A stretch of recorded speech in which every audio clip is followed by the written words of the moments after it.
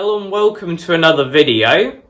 In today's video we are going to be finishing our 3 Rideamatics project, and to round out this project we're going to be doing a bit of an overview.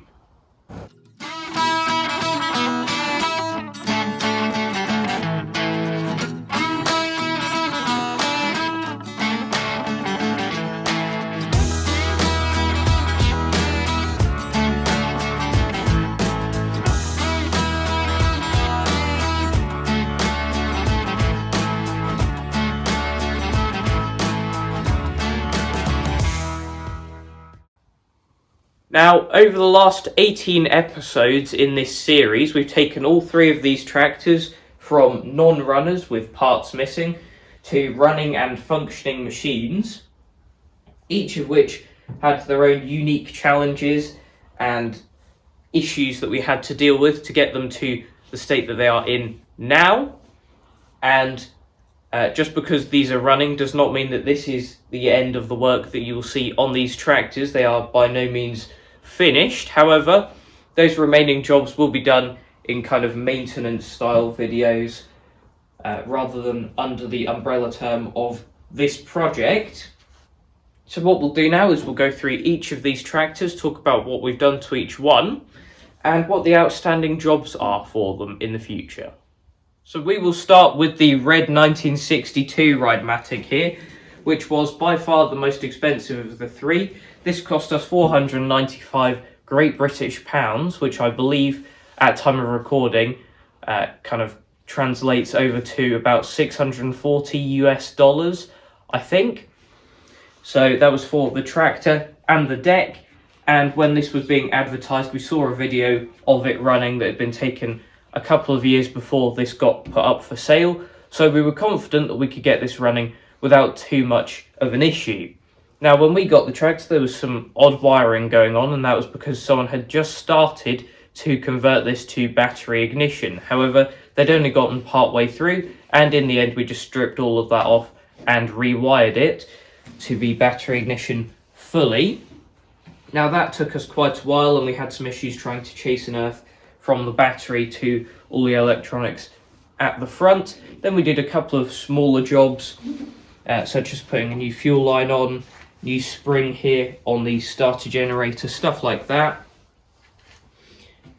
and got a new INDAC key for this, which we did quite a lot of research for to be able to get these 2-position battery ignition switches.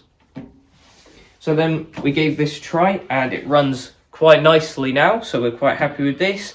And the only jobs we have for this going forward is that we need to get a new anchor bolt here for the spring on the starter generator, because that should be longer. This is snapped in the past, and then you can put a lock nut on there, which is what we'll do in future. This also needs an oil change because we only checked the oil before running it. We didn't actually change it, and it'd be nice to get some fresh oil in this.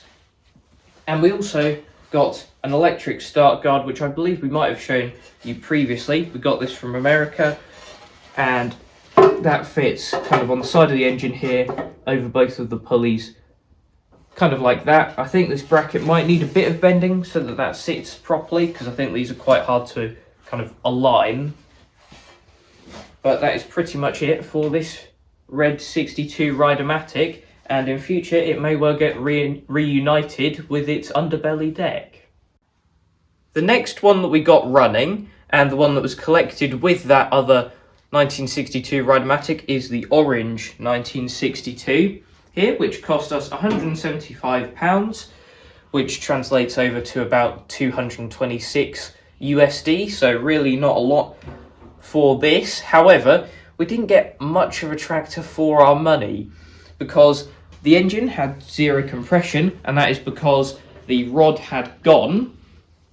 Thankfully, the piston hadn't exited out the top and the rod hadn't gone out the side of the engine or anything like that, but we still switched over to this spare K181 that we had, and this runs very smoothly, so we just had to get the rest of the tractor to a similar condition, which was easier said than done because we had to order all of these Versamatic pulleys and drive pulleys. The chain that goes to the gearbox, everything like that was missing, So we had to get those from America. That wasn't particularly cheap.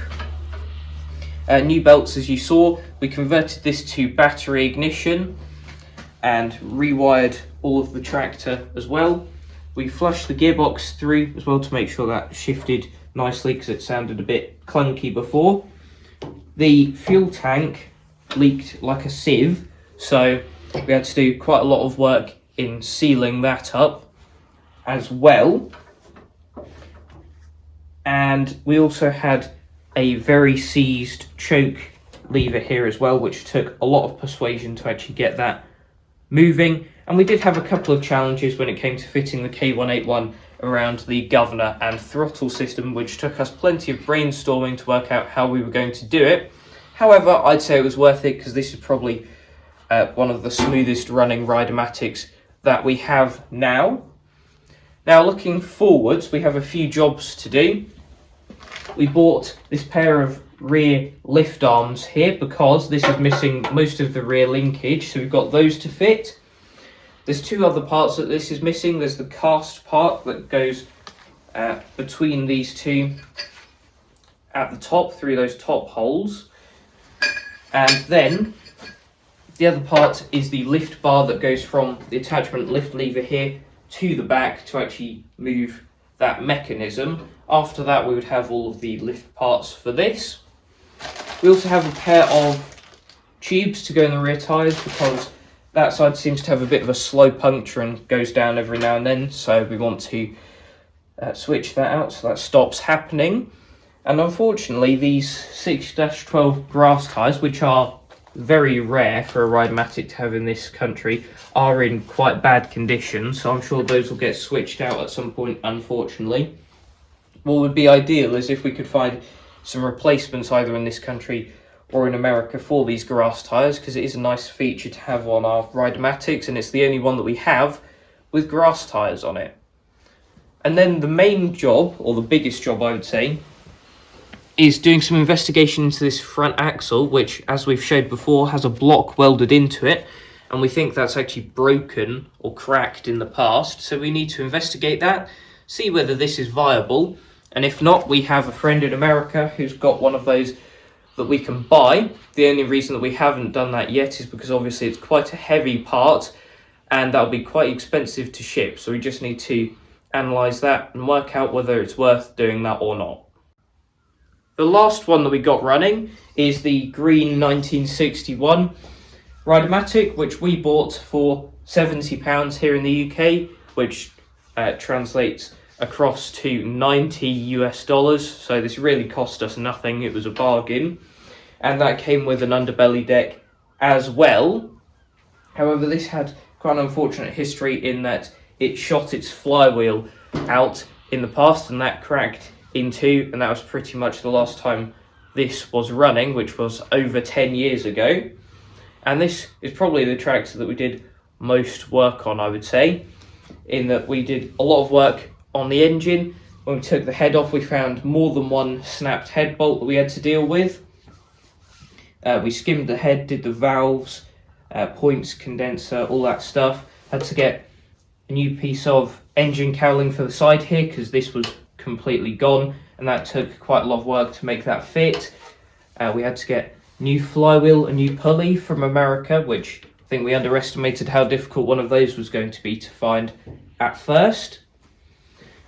And we flushed the gearbox because that was full of grease, stuff like that. We took the massive aftermarket seat that had been put on it and replaced it with an original style pan seat, and put an original style steering wheel on here rather than the go-kart one that was on there before. We also did some adjustment to the Versamatic because that was all set up wrong. Rewired the entire tractor, new battery and everything. New belts, as you can see on the side there. Cleaned out the fuel tank, which took quite a bit because that was full of muck, which I think we emphasised quite a bit while we were doing this. And greased up the tractor, put some new tubes in the rear tyres, new front tyres. I believe that pretty much takes us to where we are now with this running. So this definitely has some jobs left to do on it, such as the rear chassis plate, which looks like one of these, that's currently on there. It's very badly damaged. It's bent all out of shape and it's got multiple holes drilled in it where there shouldn't be. So that would take quite a lot of work to put back to original. But we actually have spares of these chassis back plates. So we got this one straightened out a little bit because it was a tiny bit bent, put some gold paint on it, and this is ready to go on here now. So we're just going to switch that part out, much easier. Then we have two guards here, both original to this tractor. This one goes on this side, on there effectively, and then the other one is the electric start guard, identical to the one for the 62, and that will go on here, which is actually quite surprising that we managed to get that guard from the previous owner, seeing as the flywheel exited. That must have not been on the tractor when that incident happened, which is fortunate for that guard that we still have that, because this is the only tractor that we got that guard with originally. And then the final thing, or there's two things actually that we need to do to this as well, which is we need to get some new gearbox seals, because you can see just from sitting here for the last few minutes this tractor's been leaking gearbox oil on the floor, and in the workshop there's a load of spots where you can tell where this has been parked previously. So that's one thing we need to fix. Last thing is the alignment from the engine pulley over to the starter generator here, because it is a bit out of line and this shreds its belt way more than the other two, which these electric start Rideamatics do tend to shred their belts, but not as much as this one. So hopefully we can get this sorted soon so that this brand new belt doesn't get too damaged. So that is an overview of all three of the tractors independently, and the plan for them now is to put them to work a bit, because over the winter we've primarily been using our gold 1962 Rideamatic and our red Bolens 1054 for all of our winter jobs. And while they've been nice and reliable, they have developed a couple of issues maintenance wise that we would like to sort before using them more, and they've earned a bit of a break now, so hopefully these three will be picking up the slack there, and you may see a future video on some of the maintenance work for those two tractors. So that's kind of the hole that these three will be filling. Now when it comes to what kind of jobs these can do, both of the tractors to my left, or the right as you're looking at these, came with deck hangers and decks on them, whereas this orange 1962 only came with deck hangers on it. The deck was long gone when it comes to this tractor, and it was also missing some of the deck engagement parts, which it's an idler pulley that goes here and attaches to the PTO engagement lever there. Now those idler parts we've actually bought from someone in America, and they are on their way, so this isn't too far off being in a position where we could fit a deck to it, which we're quite keen to do, because when we were using this the other day, started smoking a bit, and we'd like to have a powered attachment on here and run it up a bit to see whether this is going to be a reoccurring issue that we need to look into, or whether when we run this up a bit it just needs breaking in and then it will stop smoking so much. And we can also put some load on this engine and just generally see whether it stays that smooth or not. Also, it's nice to have a deck on something with grass tyres, I would say. Now, on the subject of a powered attachment for this tractor, something that we've noticed is this little bracket here, which we've only ever seen on one other of our Rideamatics, which is on blue 1961 Rideamatic. And that tractor came with a front reel mower, and we believe this is a belt guide for front mounted power driven attachments, such as a front reel mower or a front snowblower. Now, whatever attachment was with this tractor we didn't get, because it would have been long gone, probably rusted away. But I think that is interesting when you think about the history of this tractor, to think about what attachments this may have had on it in the past. And it's got one of those parts if we wanted to put a front mounted power driven attachment on it in the future. Which, speaking of that, we've got plenty of Rideamatic attachments that you haven't even seen yet. And now we have plenty of running Rideamatics to put them on. So that is probably something we'll be doing in the near future too. So expect some videos fitting some attachments to these tractors. Now, we briefly mentioned hitches earlier, and out of these three tractors, this red 1962 is probably the most complete one that we have here, in that it has the factory 1962 Rideamatic tow hitch, which is actually a part of the chassis plate, and the full 3-point linkage with the side arms, this cast top part, and you can see the attachment lift bar there that goes from here to the lift lever. Then if we move along to the 61 here, it's got the full 3-point linkage and everything, the very badly damaged chassis plate that we're replacing, but it's missing the part that bolts onto here that you then put the 1961 and 1960 style tow hitch into. So we need to make one of those at some point, or buy one. And then moving along to the orange 1962, the 62 style tow hitch that's on it is very badly worn, so we'd prefer to replace that if we can. Then the only bit of the 3-point that we have are those side arms that we showed you earlier. We're missing the cast top part and the lift bar that would come out of here. And this is only 3 of our Rideamatics. We have 9 of these tractors ranging from 1960 to 1962, and a number of them need these kind of rear hitch parts.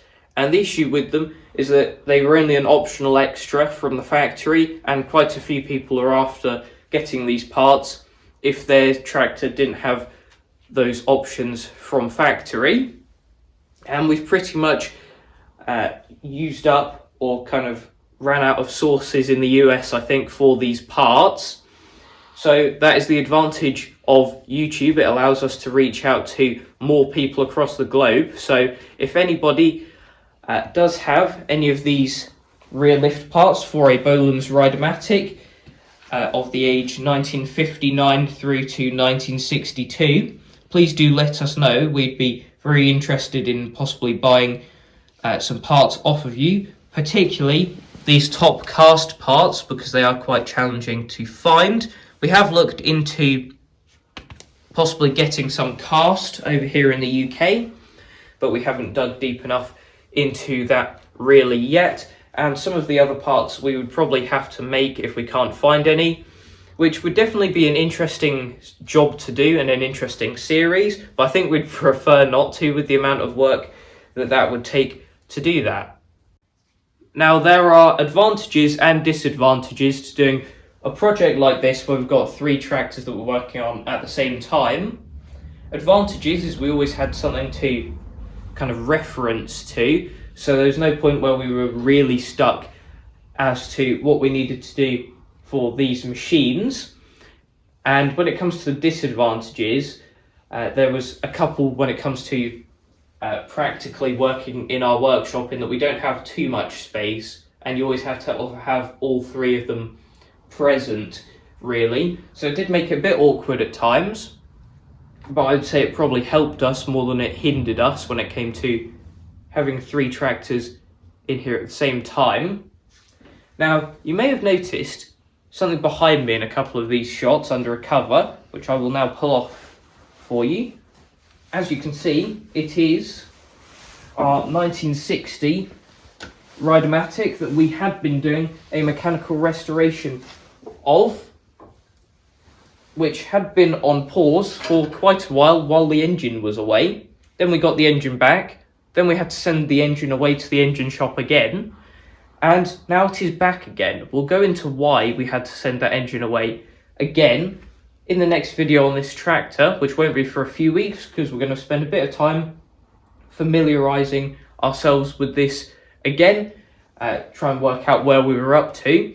Then it'll be ready to plonk the engine back in and try to round this off in time for some shows this year, because I'd like to take this to a couple of shows, and that would be a nice thing to do, I think. Then after that, we'll have to consider what projects come next, or run alongside this as we're finishing it, which we have a couple of ideas for that. First one, our other 1960 Rideamatic. We fancy doing a full paint restoration of that. And we fancy doing that kind of this year for a couple of reasons. Firstly, because then we'll have both of the 1960s next to each other in a kind of show condition. Secondly, we have all of our Rideamatic knowledge from the 1960 project and the 3 Rideamatics project fresh in our minds. So that should help us quite a bit when it comes to doing a full paint restoration of one of these tractors. And just in general, we'd like to have one of our tractors painted up a bit, because when we've gone to shows in the past, we've always taken something patinaed. Nothing wrong with that, I like this look, but we've never had anything painted up fully in our collection. We've always had patinaed or kind of painted in odd colours, because our machines tend to get, I wouldn't say bashed about a bit, but they are working tractors, so they do get the odd scrape or scratch on them. But it'd be nice to have one or two that are kind of concourse, show pony condition, and one of these 1960 Rideamatics would be perfect for that. Our other idea was to pull one of our wheel horses out of storage, which I believe, as wheel horses go, is quite a rare model, because it is a 706, which, correct me if I'm wrong in the comment section below, I believe is a model that was only sold over here in the UK and European markets rather than in the US, which makes it quite rare, I think, to collectors over in the US. But that is quite an early model. It's a square hood, so it's the same kind of design as our Raider 9, but with 6-12 size tyres on the back end, so it kind of looks Rideamatic size, but with the styling of our Raider with thinner rear wheels. So we plan on possibly pulling that out of storage, seeing what that needs doing to it, and we'll go from there, whether that becomes just another runner or we try to turn that into a show tractor as well. We will see. But we would like some feedback from you on our 3 Rideamatics project, whether you like this style of project, what you liked, what you didn't like, and what you'd like to see in the future from our projects. But that is it for this video. Thanks for watching, and I'll see you in the next one. Bye.